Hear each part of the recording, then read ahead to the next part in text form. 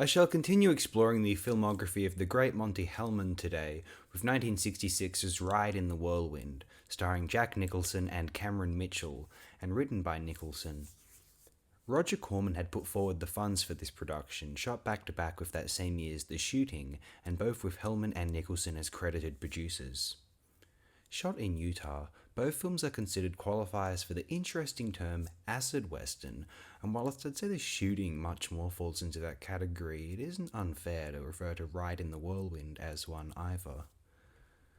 The film's plot concerns a trio made up of Nicholson, Mitchell, and another man portrayed by Tom Filer. They come across a gang of outlaws and stay the night by their hideout, the two groups maintaining an uneasy but steady rapport with each other. A pack of vigilantes arrives to kill the outlaws and have no inclination to believe that Nicholson, Mitchell, and Filer do not belong with these criminals. A cruel chase ensues as the harsh forces of raving mob justice pursue the falsely accused. Hellman was determined to stay under budget and so decided he would cut most of the film's dialogue and instead communicate the narrative as visually as he was able. This confirms in my mind, or at least the fact that this is wholly effective within the film itself, confirms that Hellman, as I had claimed in earlier videos, had filmmaking in his blood, as Renoir had said of Satyajit Ray. Hellman could effortlessly compose a filmic trip with some actors, a location, and a story prompt. He is a model for independent filmmaking creativity today. One considers Ride in the Whirlwind. It is a coherent, palpable, narratively engaging, and richly tense motion picture experience, no more or less than the average American Western, certainly, in my humble opinion. And that isn't to knock the average American Western, because I think Ride in the Whirlwind is an exceptionally good slice of existential, ethereal, nihilistic moodiness.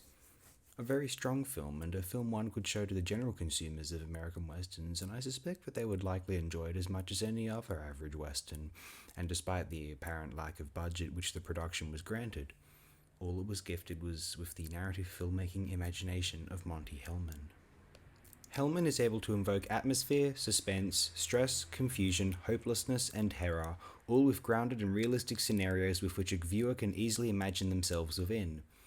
The film's spaces are cohesive and involving, as there is little on set outside of some horses, actors, costumes, a few props, and a lucky convenient set of locations in Utah.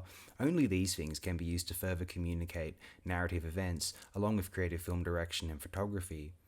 Though resultantly, Hellman was able to seamlessly capture the psychological place where his characters are occupying by articulately realizing the parameters of their physical space and how it affects their present state of mind.